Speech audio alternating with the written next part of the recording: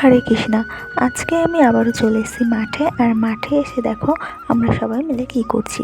মাঠে ছিল প্রচুর পরিমাণে রোদ, তার মধ্যে সবাই কিন্তু কাজ করছিল। তো চলো তোমাদের সবার সাথে শেয়ার করি। ও বাবা, এই রোদের মধ্যে কি করছো তোমরা সবাই? ভুট্টা লাগাচ্ছি, ভুট্টা। এই জমিতে শুধু শুধু ভুট্টা লাগিয়ে দিচ্ছ কিছু না করে? অনেক খাটনি, চাষ করতে হয়েছে, তারপর সার দিতে হয়েছে, তারপরে বাতি টানতে হয়েছে, তারপরে ভুট্টা লাগাতে হচ্ছে। ও, দেখাও তো একটু কি করে লাগাচ্ছ তোমরা এই ভুট্টা। দেখো, ভুট হইয়া তারপরে লাগাতে হচ্ছে। তারপরে শুধু এরকম ভাবে লাগিয়ে দিলে হয়ে যাবে ভুট্টা? না না, জল দিতে হবে, সার দিতে হবে, নিগড়াতে হবে, অনেক খাটনি, তারপরে কাটতে হবে। তারপরে কবে হবে ভুট্টা, উঠবে কবে এই ভুট্টাগুলো?